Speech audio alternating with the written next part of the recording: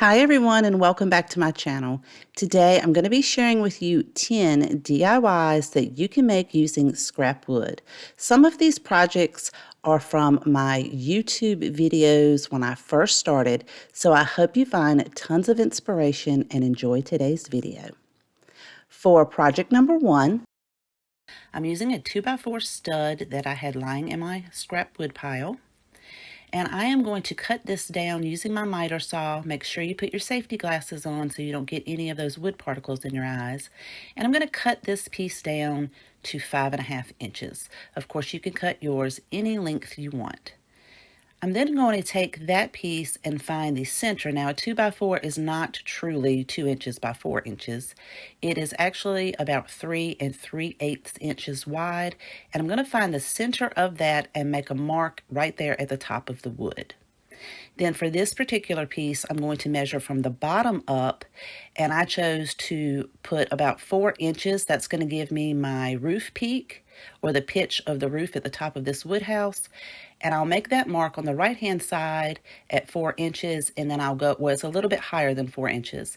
Then I'll go to the other side and measure that and make a mark. And then I'm going to take my ruler and draw a straight line from the top center where we made that mark out to the corners. Now I am doing this as a guide because I'm not that great with angles, so I always like to have a guide and pencil to go by so I can make sure I have everything lined up.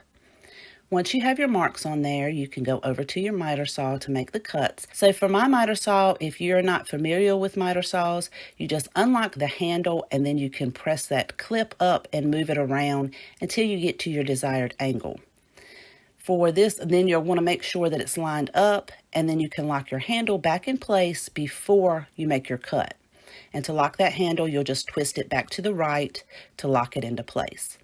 Now on the left-hand side of this, it'll show you what angle degree it is, and you can go by that to make your other angle.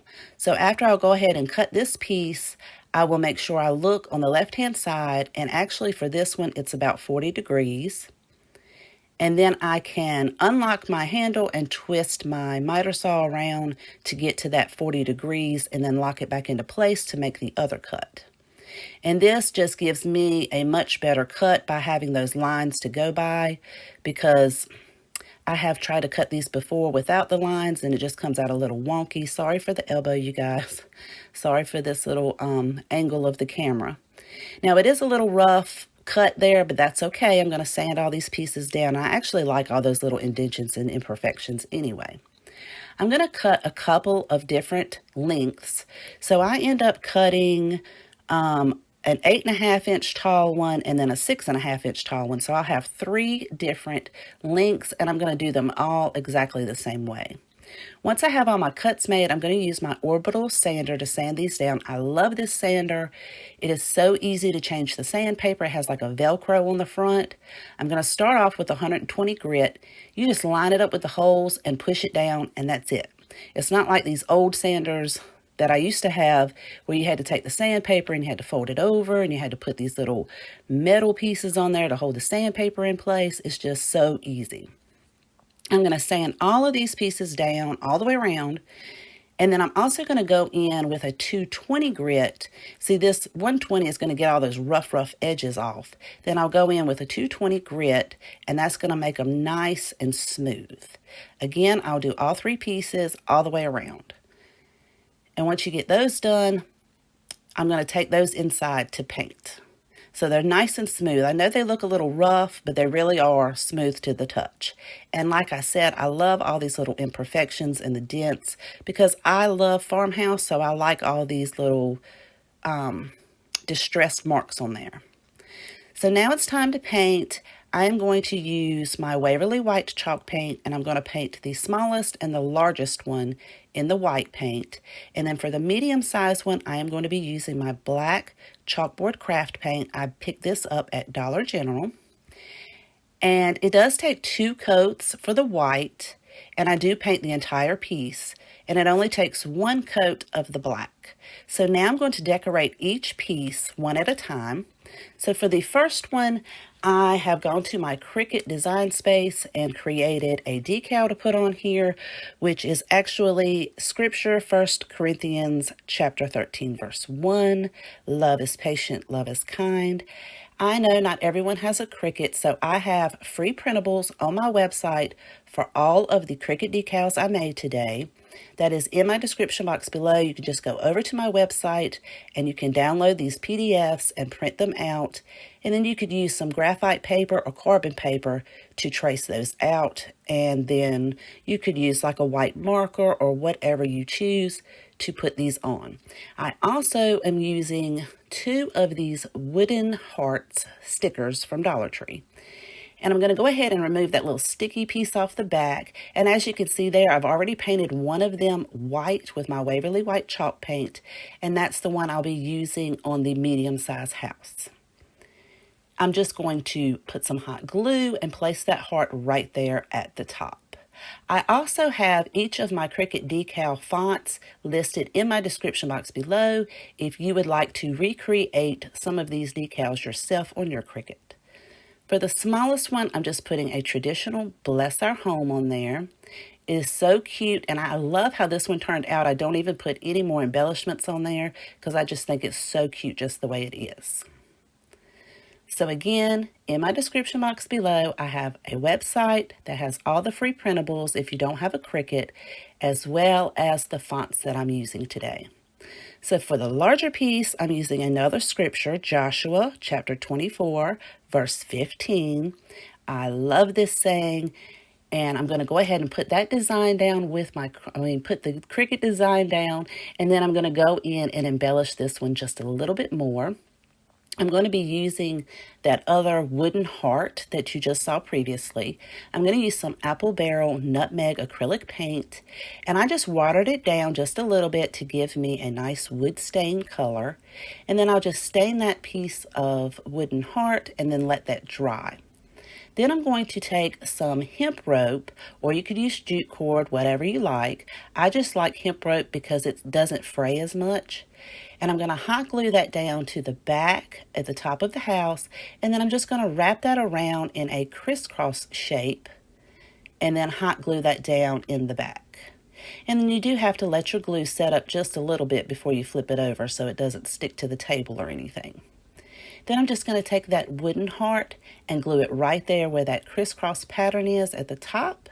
And this house is finished.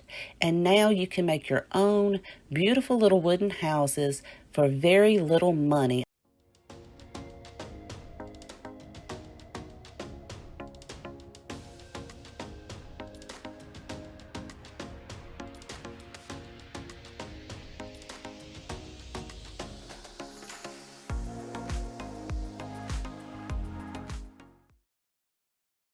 Farmhouse wood tray. I started off with this scrap piece of Luan. It measures 9 7/8 inches wide and then 12 3/8 inches long. I am also going to be using some 1x3 furring strips. You can find these very inexpensively at Lowe's. They are very rough type wood. I'm going to go ahead and cut down 12 3/8 inch long pieces, and I'm going to cut 4 of those. Once I have those cut down, these are going to become the bottom of our tray, and I'm just going to line those up on top of the Luan to make sure that everything lines up and fits. And then I'm going to take the other pieces and line them up to create the outside of the tray. So I'm just holding a scrap piece at the bottom and the other piece at the top, and then I'll move that around on the other side so I'll know where to mark it so they'll all butt up against each other. So the 2 longer pieces end up being 13 3/4 inch long. And again, I'll have all these measurements in my description box below if you are interested in recreating this tray. So you'll have those 2 13 3/4 inches, and then you can go in after that and measure your 2 shorter pieces. So I just took one of my pieces and just held it on top of the other to determine the length for that one. and then the two shorter pieces are going to sit inside of the longer pieces. I hope that makes sense, you guys. So again, those longer pieces are 13 3/4 inches long. And again, this is some very rough wood, but we are going to sand it down, and I like the imperfections. So the shorter pieces are going to be 9 7/8 inches. So they're going to be the exact width of that piece of luan that we already cut, or what, not cut, that little scrap piece of luan we already had. So we're just cutting it down to the same width as that.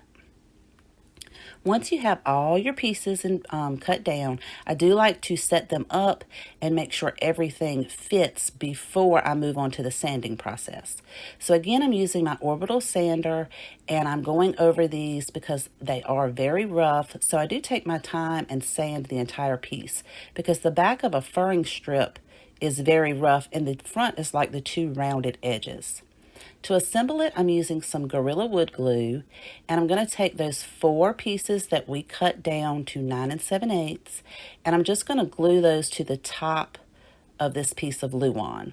There's my little puppy. She's so cute. She came over to see what I was doing. Oh, she's so sweet.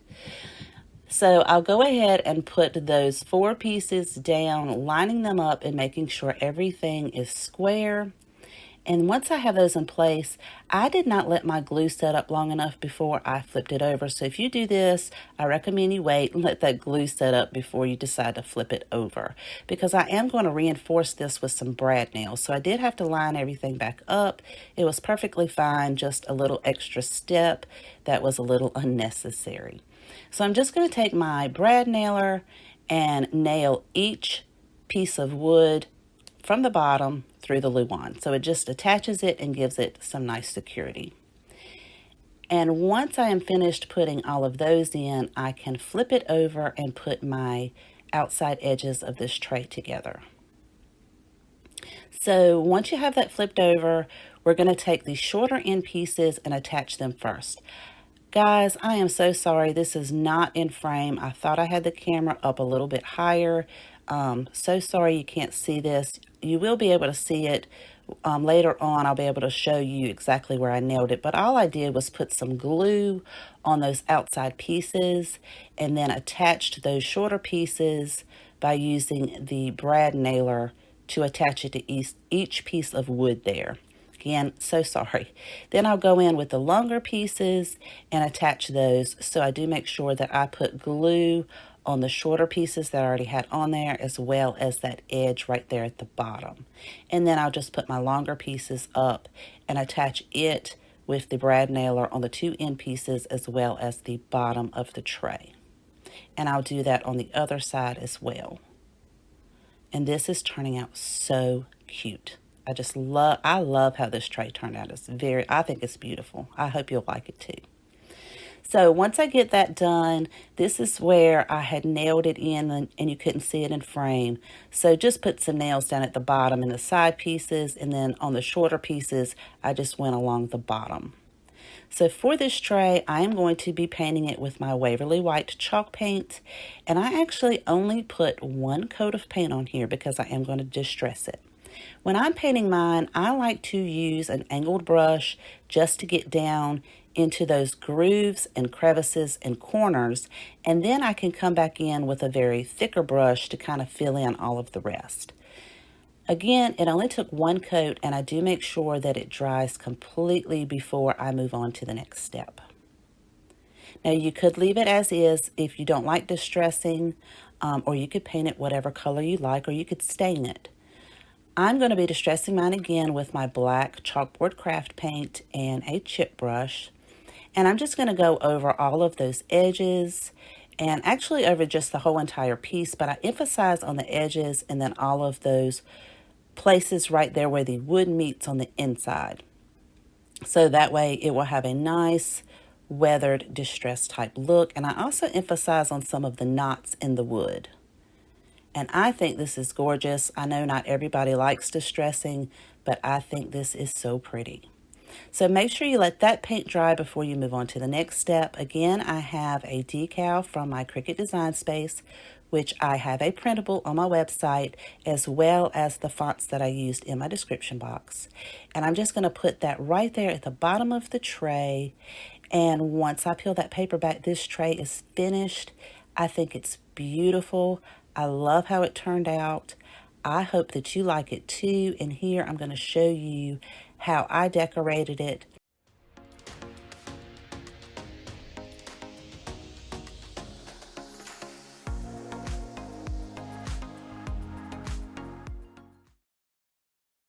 How gorgeous this Fresh Flower Market sign is from Dollar Tree, but we are going to spruce it up just a little bit. I am using my staple lifter.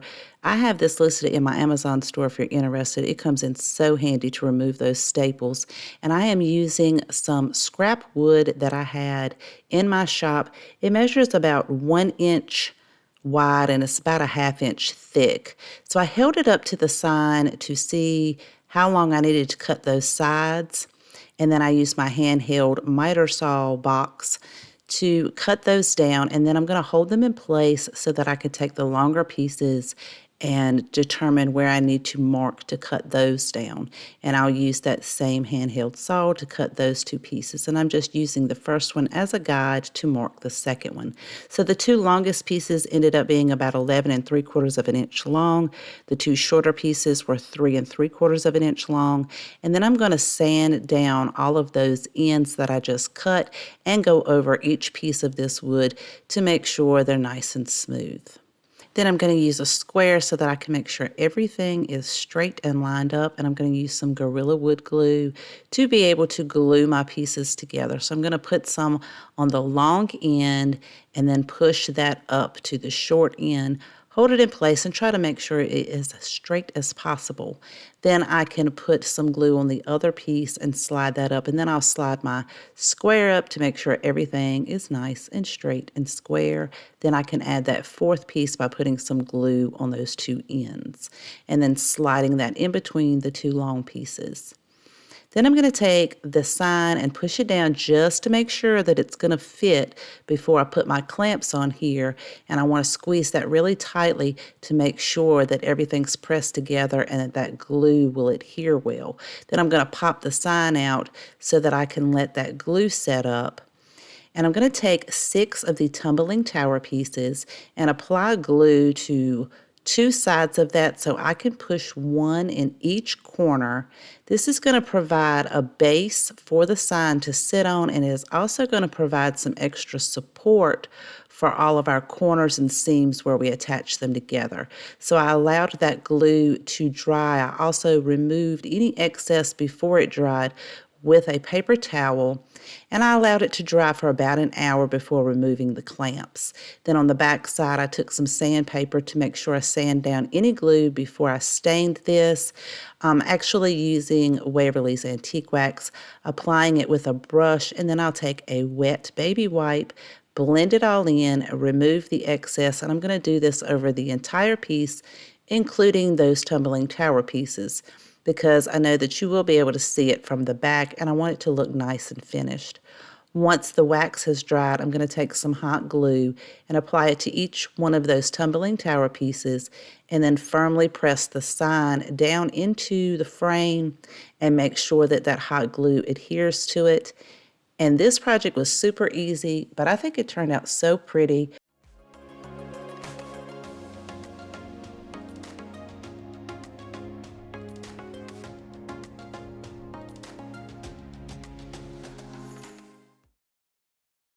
This is just a regular serving food tray, and then some 3/4 inch cabinet grade plywood that I just pulled out of my scrap pile, so it's a good thing that I save all my scraps. I started off by measuring the top of the food tray down to the bottom to determine how much width I needed. So I just run that strip down the table saw, and it ended up being about 5.5 inches wide. And then I decided I wanted to 45-degree miter saw the sides because I wanted it to have a nice smooth finish. And you don't have to do this. You could simply just cut it straight and then screw in the ends, but I kind of wanted mine to have a polished, smooth look. I didn't want to have the lines. So I cut the two longer pieces are 13 1/4 inch long, and that's actually from the outside edge to the outside edge. And then I'm going to cut the two shorter sides are going to be 11 inches long. And I do set this up like a dry fit to determine the size of the bottom piece that I'm going to put on the tray. And I run that down the table saw, and it's 11 3/4 inches by 9 1/2 inches. And I'll have all these measurements again down in the description box below if you decide to make one for yourself.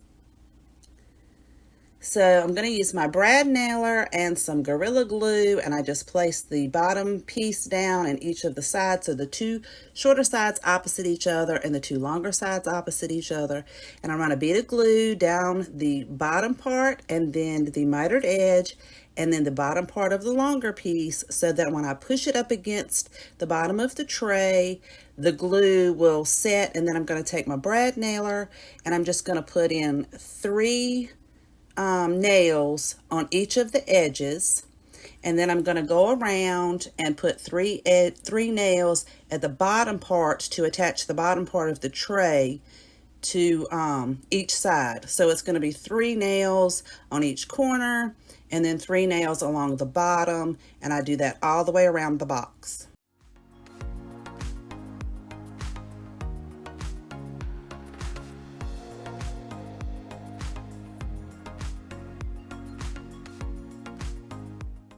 Using a 220 grit sandpaper, which is a very fine sandpaper, and then my orbital sander, and I'm just going to go around the entire box, all the sides, the top, the inside, the bottom, and just make sure everything's a good smooth finish from where I cut the wood. Then I'm going to clean all of that dust off, and I'm going to stain it with some Rust-Oleum American Walnut stain, and I'm going to use a foam brush and a lint-free cloth. You can buy lint-free cloths anywhere at any of your big box stores. I didn't have any, so I just took an old cotton t-shirt and cut it up. And then I'm going to put on my gloves because stain is very sticky and very hard to get off if you get it on your skin. And what I'm going to do is just take the foam brush and put an even coat, and I'm just going to do one side at a time because you don't want it to dry too much. Of course, the longer you leave it on there, the darker it will be. Then I take my lint-free cloth and just wipe it off, make sure I get all the excess off. I'm going to do that around all the sides, the top, the bottom, and the inside, because I wanted to all have a cohesive look. Then I'm going to let that sit, and it's going to dry completely overnight before I put the polyurethane on.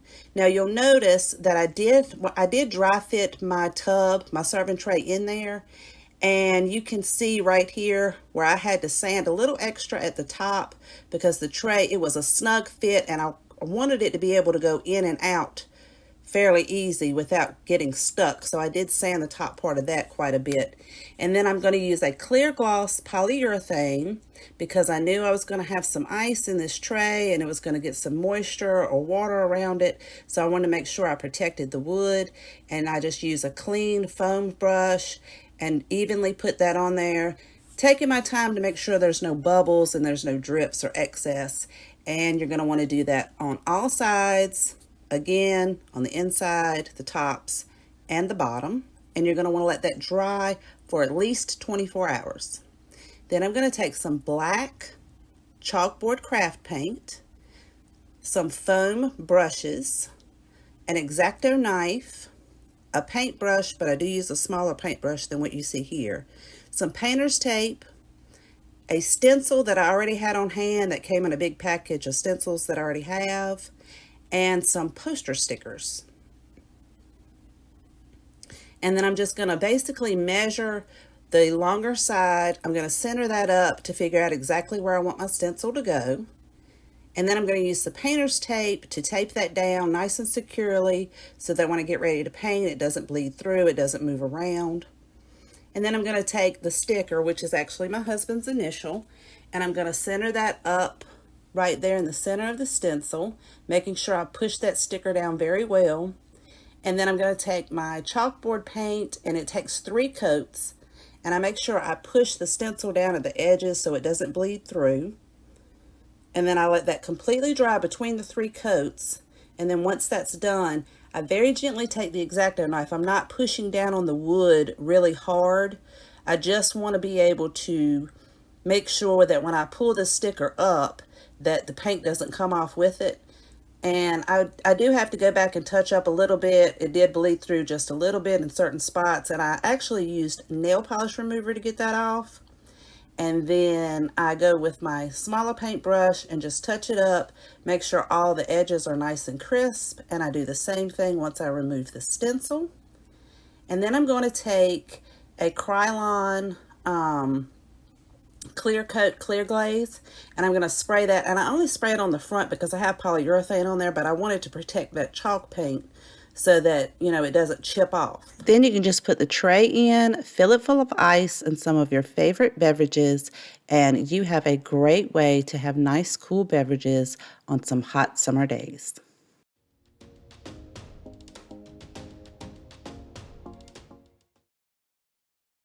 I am reusing a picture frame that I already had on hand, and I just pulled the paper from the back, popped out the glass and the picture that was inside of it, sanded that down to a smooth finish on the back, and I'm going to keep that back piece to put back on there once I am completed with the project. I am also going to be using these wood planks that you pick up at the Dollar Tree in the Crafter Square section, and I'm going to be using 5 of these. They come 6 in a pack. So I am going to start with my white paint. I'm going to mix 2 parts water, 1 part white acrylic paint, and paint one of the boards in this white color. And I do get the sides just in case you can see that, and making sure I get the front. Then I'm going to be using a country gray acrylic paint with the same parts, 2 parts water, 1 part paint, and I'm going to paint 2 of the boards with this gray wash. And I do give the gray wash planks 2 coats because I wanted it to be a little darker. So I'll set that to the side and give it a second coat in just a minute. And then I am using nutmeg acrylic paint to give the last 2 boards the nutmeg wood color, and 1 coat of the nutmeg and the white, and I was pretty pleased with the way those colors were turning out. So I do set these to the side and make sure they completely and thoroughly dry before I put them with my frame, because it was with water, so you want to make sure that they are completely dry before you move on to the step of installing them into the frame. Now I'm just going to take my frame and paint the outside, the front, and then the inside crevices with an interior satin classic white paint that I already had on hand. And I am going to make sure that I get those inside pieces so that you don't see any of the dark wood once I get this put together. It does take 2 coats to get really good coverage over this dark color of the frame. I also kept the hanger off of the back of the frame so I could reapply that once it is finished. So now that my frame and my planks have completely dried, I just dry fit those in there where I want them to be. And I believe the frame must have been a little wonky because the 2 end pieces fit very, very snug. And I have to use a screwdriver to kind of move those around to line them up. But the 3 pieces, they just fit in, you know, kind of loosely. So once I get the colors of the signs where I want them to be, I am going to hot glue those 3 pieces in the middle, and I did not bother hot gluing the outside pieces because they were so snug to begin with. Then I'm going to take the back piece that I originally kept off of the frame, and I'm going to hot glue that to the wood planks on the picture. And that is where I'll place the hanger. So I'm spelled out the word love with some cotton clothesline rope that I already had on hand, and I just kind of worked with it until I got it the shape I wanted it, and I just used clips to hold it in place, and then I removed the clips and hot glue the clothesline together to spell the word.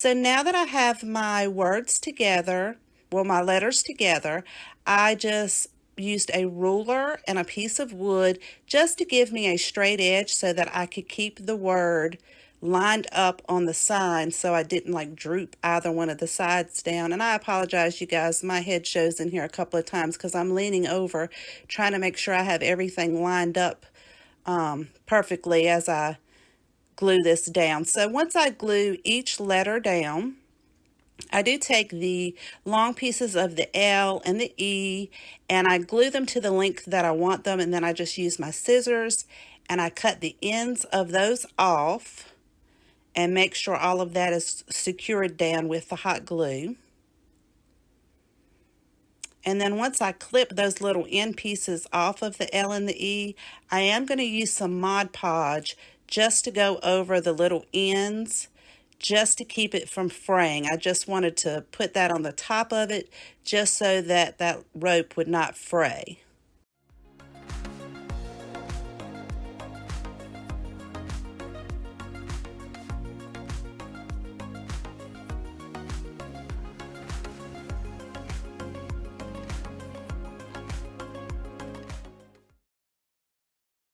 Is a flower market sign. I found this cute little sign at Dollar General for $1, and I thought, oh, I had a great idea of a cute little sign I could make to hang up in my dining room. I'm going to be using a basket, a wire basket from the Dollar Tree, as well as this round foam floral from the Dollar Tree. I am also going to be using a 12-inch wooden dowel that you can pick up in a package from Walmart. These two cute little beads that I already had on hand. Some chain that I already had on hand that I cut down to 4.5 inches long. And then also these little rings that I made out of some 18 gauge wire. I just formed a circle and see it has a little opening on the inside of the rings. I'm going to be using some black chalk paint, my hot glue gun, and I didn't show you here, but I am going to use some double-sided tape as well. And then also a half of a kitchen towel. You could use, any kind of cloth that you want to use. I just had this really nice bright white towel on hand, so I just cut that in half, and I'm going to be using that as well.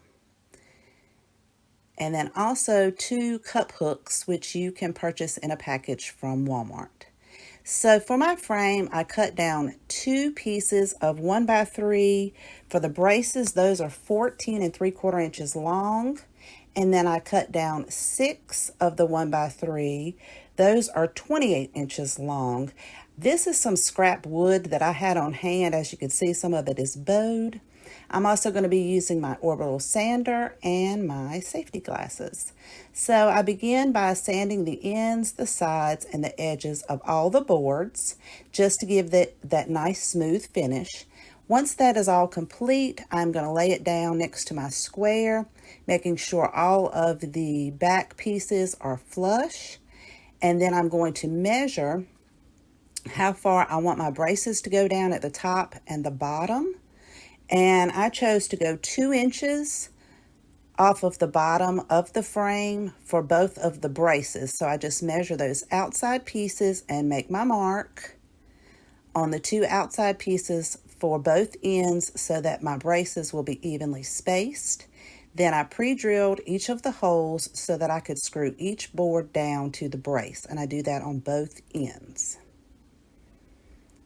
Now, you don't have to use wood. You could certainly use a sign from Dollar Tree and some painter's sticks and create the same back the same back frame if you wanted to do the project with all Dollar Tree products. I also am using some interior satin white paint, and I'm giving it a nice good coat on all of the sides, the edges, and in all the little crevices. And it only takes 1 coat of paint, and that covers it very well. So once I let that completely dry, I now take my dowel and measure where exactly I want my cup hooks to go. So I'm just going to measure off of the end brace at the top And then I'm also going to measure it from the side and the top to make sure that each of the cup hooks are in the same location, so the little dowel will hang evenly. And then I'm also going to mark where I want my screws to go so that I can hang my basket on there. So I just take my pen and figure out which little holes I want my screws for my little basket to hook on, and I wanted it flush with that bottom brace. So I just pre-drill my holes for my cup hooks and for those screws, and then I'm going to put the screws in, but I'm not going to push them all the way down because I want to be able to hang my little basket on there. And then once I get my basket on there, I can then take my screwdriver and secure it tighter.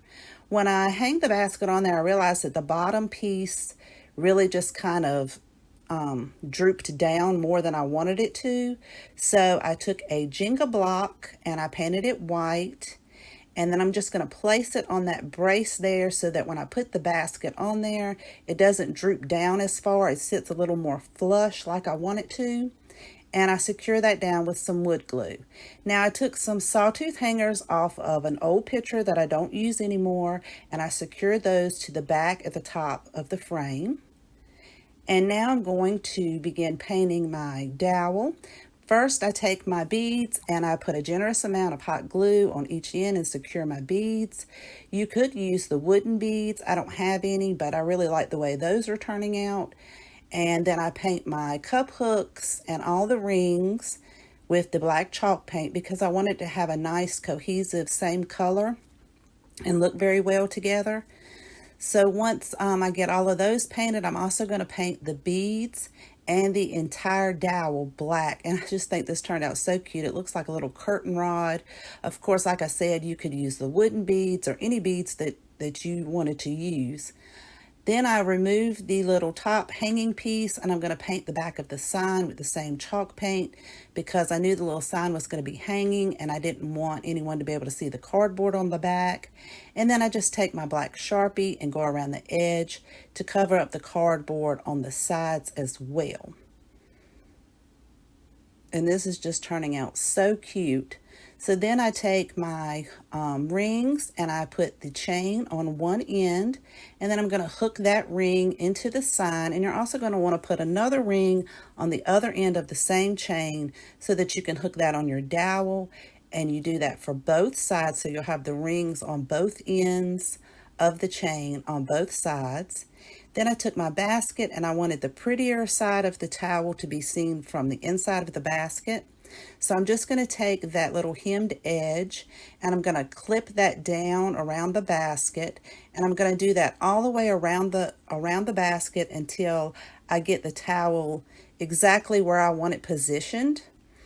And then I am going to take my double-sided tape and put that under the little hem and secure it around the rim all the way around, except for a smaller portion in the back. I do not use the tape on because I want to be able to tighten the screw up once I hang that basket on the sign. So it just put it on the back side and then just leave a little opening so you'll be able to tighten those screws down. I cut the foam floral down so that it will fit in the basket without pushing the little wires out.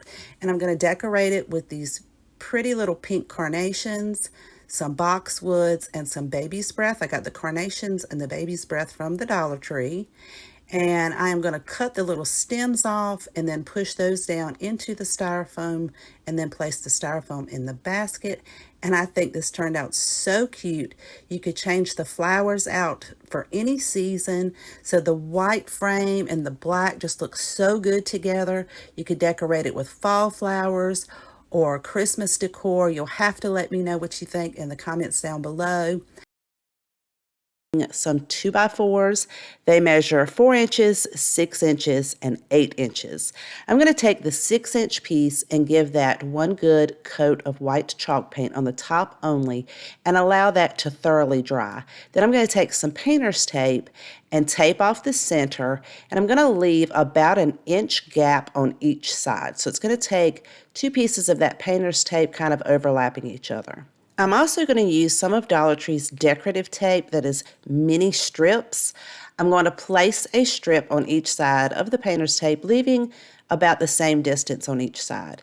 Then I'm going to take my white chalk paint and go over top of that with one layer and allow it to thoroughly dry. Then I'm using some acrylic paint in the color Spiced Pumpkin, which is absolutely gorgeous.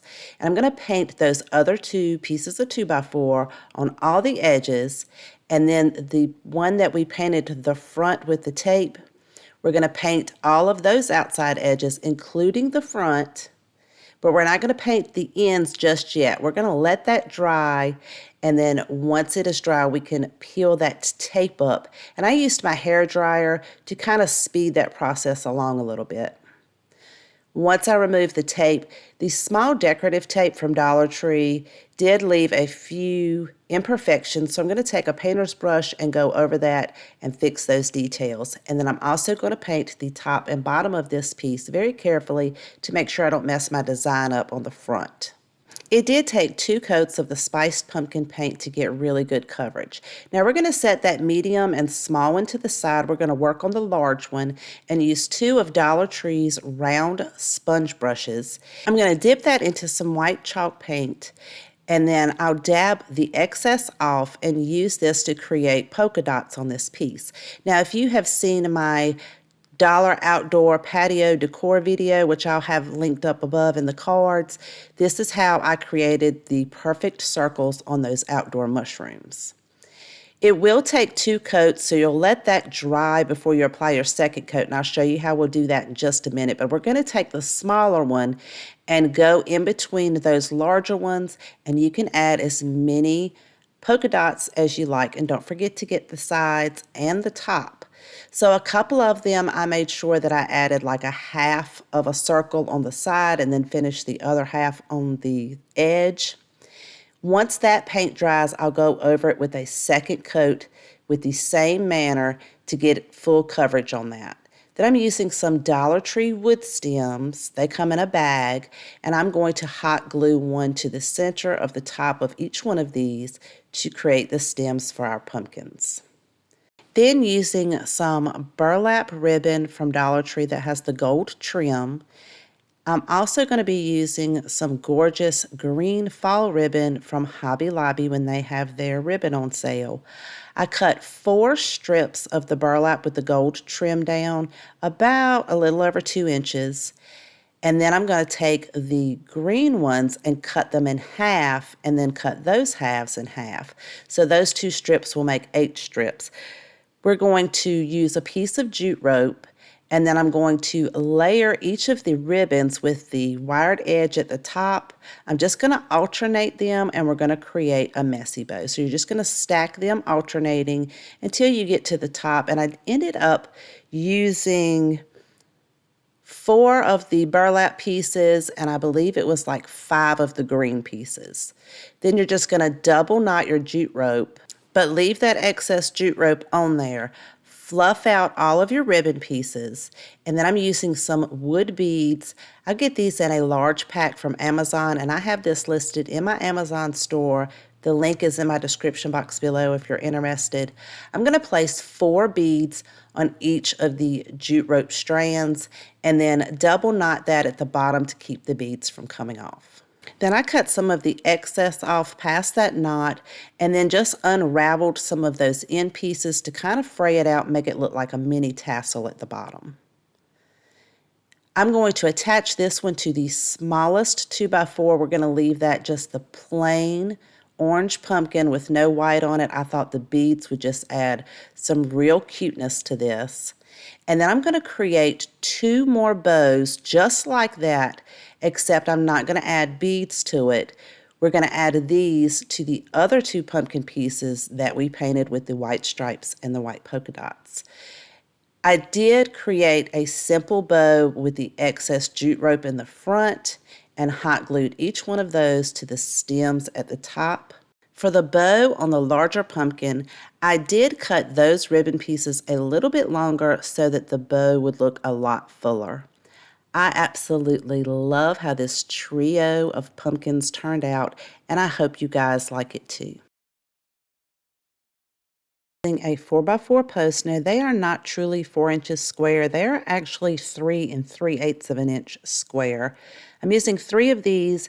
One measures 10 inches, one 8 inches, and one 6 inches. I'm going to give each one of these one coat of white chalk paint. I wanted mine to look a little distressed, so I'm allowing some of that wood to show through. But I am painting all sides, including the top and the bottom. Now, once the paint dries, I'm going to take some ribbon. I found this at Walmart. It is 2 1/4 inch wired ribbon, and I'm going to hot glue that at the bottom edge on one side, and then just pull it tightly and wrap it around to the other side. Then I can cut that off and then glue it there. So it should be looking something like this. So it's just going to be wrapped all the way around, and I'm going to do the exact same thing on the opposite side. So it's going to look like a really beautiful Christmas present. Now I am not putting any ribbon at the bottom because I want it to sit flat when I set these up. So I'm going to do that for all 3 pieces of the wood. Now of course you can use whatever color ribbon you like. Once I have all of these done, I'm going to take some gingham ribbon. This is 1 inch ribbon, and I'm cutting down 3 strips at 11 inches and 1 at 5 inches. I'm going to hot glue the 11-inch strip into a loop. Once the glue sets, I'm going to add a dot of glue where I just glued those 2 pieces together on the inside, and then I can pinch it from the top down to the bottom, and this is going to create 2 loops. Now it might look a little weird, but don't worry, you can kind of straighten it out a little later on. You just want 1 loop on each side. I'm going to do that for the other 2 11-inch ribbons, and for the 5-inch, I am just going to glue that into 1 single loop and leave it just as that 1 loop. Now once all your glue sets up, we're going to take the top of the present. Now if it does not look even, that's okay because we didn't glue the sides down. You can straighten those up if you need to. We're going to glue the double loop right in the center. Then we're going to take our second double loop. We're going to glue it diagonally on top of that one. Then we'll take our third one. We're going to glue it in the opposite direction on top of that one. And then we'll take our 5-inch, just the 1 loop, and we're going to glue it right in the center after we fluff all of our loops out, and it's going to make a beautiful bow for the top of your present. I created the exact same bow for the other 2 pieces of wood, so now I have a trio of gorgeous high-end Christmas presents. You can customize these in so many different ways by painting the wood a different color or using different ribbon, but I think these are absolutely gorgeous and I hope you like them too. That we had left over when we added the deck to our pool. I'm going to sand all of these down, and one of them is 14 inches, the one I'm sanding now, and then one is 17 inches and 2 are 21 inches long. Now, I did not have enough spiced pumpkin paint to paint all of these, so I'm going to have to add some color to some jack-o'-lantern paint that I found at Walmart to create this spiced pumpkin color look. So the jack-o'-lantern paint is a little too bright. I want to tone it down some. So I'm going to add 2 bottles of this jack-o'-lantern orange to a container, and then I'm going to add just a little bit of some bright blue acrylic paint.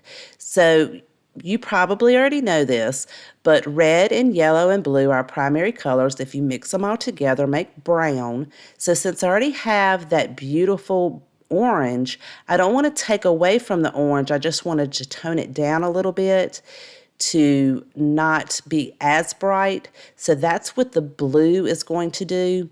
So when I initially put it on my little swatch there, I didn't mix it up well enough. So you got to make sure you mix it really good to get that blue in there. And then I finally had the color that I was looking for, which is very similar to that spiced pumpkin. So I'm going to paint the 14-inch, 17-inch, and one of the 21 inches on all sides with that spiced pumpkin paint color. And then for the other 21-inch piece, I'm going to take some acrylic paint in the color brown oxide and water that down, mix it up really well. And I'm going to use this as a stain because I didn't have any stain that was this color that I was looking for this beautiful brown. So this is a great way to create your own stain. And also, if you don't like the fumes that regular stain puts out, that is a great alternative. I'm going to use 3 of these Dollar Tree wood leaf cutouts, and I'm going to apply that same paint mixture stain on both sides of each one of these. I am also going to be using one of these wood word cutouts from Hobby Lobby. They are super thick, nice quality, and that's $1.49 a piece. I'm going to apply that same stain mixture to the front of this wood cutout, and then I'm going to let all of those dry. Using 3 stems from a previous floral bundle that I've already used the flowers on, I'm going to create tendrils to go with these leaves by wrapping those around the end of a paintbrush handle, and then I can just kind of pull those out a little bit. I'm going to slide that through the hole at the top of the leaf till it makes at least one rotation through that hole, and then using some pliers, I'm going to twirl that around to make a loop and close that shut and make it sit flat on the back of the leaf. Then I can twist that around in the front to get it to lay where I want it to be on the front of the leaf. Using a piece of jute rope, I'm going to feed that through that closed loop that I put in the back and leave a nice long strand and cut that off.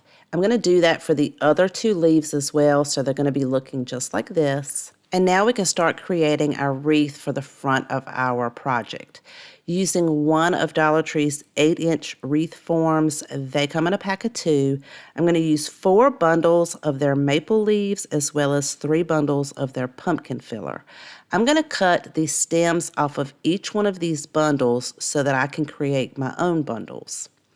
I'm going to alternate it so that I have orange and yellow leaves in my bundle. So I'm going to put about 3 or 4 sections of those leaves together, and then place one of the pumpkin fillers with the pumpkin and the green leaves on top, and use some floral wire to wrap that around the ends of that very tightly, and then tuck those end pieces down to make sure they're not going to scratch anything once you put it on your project. And I'll do that for all of those little pre-made bundles that I made. Once I have all of those attached, we can then take that same floral wire and wrap it around the inside part of our floral wreath and make sure it's nice and tight, and leave it attached to the paddle part.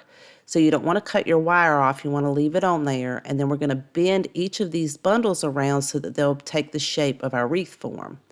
Then we can take that wire and wrap it around the stem of each of the bundles very, very tightly and attach it to the wreath form and leave the wire on the paddle so that the next bundle, once I shape it so it takes the curve of the wreath form, I'm going to overlap that at the bottom where we just wrapped the stems with the floral wire, and then I can pull that floral wire down and wrap those stems. So you don't have to keep cutting your floral wire, you can just keep wrapping it around until you get your entire wreath filled with your bundles. And I wrapped it around about 5 or 6 times to make sure it's nice and tight and secured to my wreath form. Then you can cut it off when you get your last bundle on there, and then twist it around and make sure that you tuck that end piece down so it doesn't scratch anything. If you have any gaps left over once you kind of fluff all of your leaves out, you can just take some extra leaves if you didn't use all of them on your bundles, and then just attach those to any of those bare spots with some floral wire. Now, once I had all of that in place, I'm going to use some of these fairy lights from Dollar Tree. They have all different kinds. They even have some with some really beautiful leaves on them. I'm going to attach this to the back of our wire wreath form by cutting 2 strands of floral wire and feeding that through the frame of our wreath so that I'll be able to secure the battery pack right there into the grooves of the back of that. I'm just going to twist that floral wire around on each end, and then I just went ahead and took a piece of Scotch tape to make sure that that wire doesn't scratch anything. And I also made sure I had my battery pack up so I could change the batteries. Then I'm going to take my lights and just feed that around the wreath and tuck it down. And I made sure that I turned my lights on so I'll know the placement of all the lights and make sure it's nice and full all the way around, and just kind of tuck it in between the leaves until you have it looking really nice. And if you have any extra left over, I just wrap that around the battery pack. Now we can attach our welcome word to the front. I'm going to feed a piece of floral wire through the E and twist that around in the back nice and tight, and I'll do the same thing through the loop on the W.